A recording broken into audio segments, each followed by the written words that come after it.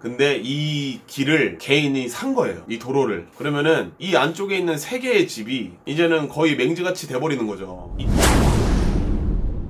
안녕하세요, 안엽서입니다. 오늘은 맹지의 조건에 대해서 한번 알아볼게요. 보통 맹지라고 하면은 그 땅 주변에 지적도상에 도로가 없는 땅을 보통 맹지라고 부르죠. 이렇게 도로를 접하지 못했거나 도로를 접했다고 해도 건축법 기준으로 2m 미만의 작은 골목길이라면 건축 허가가 나지가 않습니다. 이러한 곳을 맹지라고 하는데, 보행이 가능한 2m 정도의 골목길 같은 경우면 이제 건축 허가가 나오는데, 건축 허가가 나와도 신축할 때는 4m를 이제 확보를 해야 되죠. 주차장을 둬야 되니까. 이게 예외도 있어요. 지형적인 조건 때문에 차량 통행이 불가능한 곳이 있잖아요. 제가 본 곳 중에는 이제 해방촌이 있는데 계단으로 쭉 올라가야 되는 주택가들이 있어요. 그곳에 협소주택이 지어진 곳을 제가 본 적이 있거든요. 그런 것을 보고 이런 예외 조항이 있다는 걸 알게 됐었는데, 이런 곳은 도로가 4m 확보가 아닌 3m, 신축할 때 3m만 확보해야 됩니다. 어쨌든 아까처럼 얘기한 주변에 도로가 없는 곳들이 이제 맹지가 되는데, 이런 맹지들은 상당히 상대적으로 저렴하죠. 이러한 맹지는 대부분이 알아볼 수 있거든요. 그렇기 때문에 이제 크게 문제가 될 거라는 이제 생각을 안 할 수도 있는데, 문제가 되는 경우를 한번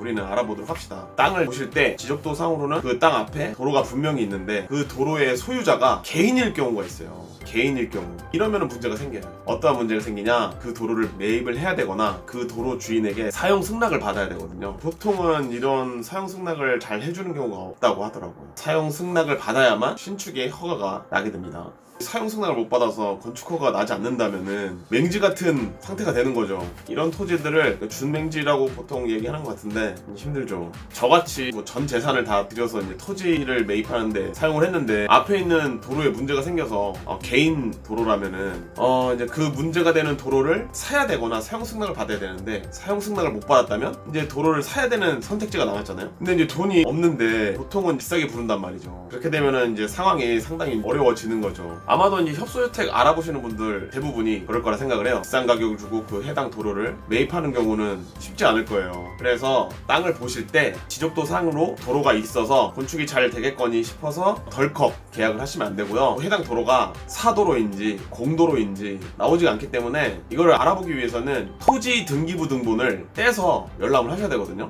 근데 이게 아마 유료로 알고 있어요. 열람하는 거는 700원이고 프린트하는 거는 1000원이었나? 제가 알아봤을 당시에는 그랬었던 것 같은데, 마음에 들어하는 땅이 있는데 그 땅으로 들어가는 유일한 도로가 하나가 나 있다면 그 접한 도로를 꼭 토지 등기부 등본을 떼서 도로가 어떤 도로인지 현황을 알아보는 게 중요하겠습니다. 이제 만약에 알아봤는데 그 도로가 사도로다, 개인 도로다 이러면은 준맹지로도 볼 수가 있기 때문에 도로 주인이 이제 허락을 안 하면은 애초에 건축 허가 자체가 안 나니까. 요즘에는 이제 그런 뉴스들이 많이 나오더라고요. 개인 도로여서 거기 길을 막아가지고 차들도 못 지나다니게 하고, 그런 뉴스들을 간혹 보는데 그런 생각 안 해보셨나요? 왜 쓸데없이 도로를 사가지고 저렇게 일을 만들까 라는 생각 안 해보셨나요? 저는 옛날에 그런 생각을 해본 적이 있었는데 100% 다 그렇다는 게 아니고, 도로를 매입을 한 다음에 그 매입을 한 도로로 인해서 주변 집들이 다 맹지처럼 되는 경우가 생기거든요. 그러면은 가격이 엄청 떨어지는 거예요, 그 집이. 그렇게 해서 해당 도로를 비싸게 팔려고 하는 경우와, 아니면 그 맹지처럼 된 그 집들을 싸게 매입을 하려고 그렇게 계획하는 경우도 있다고 하더라고요. 그렇게 되면 상당히 곤란하죠. 차로도 막아놓고 막 그러잖아요. 스트레스를 높여가지고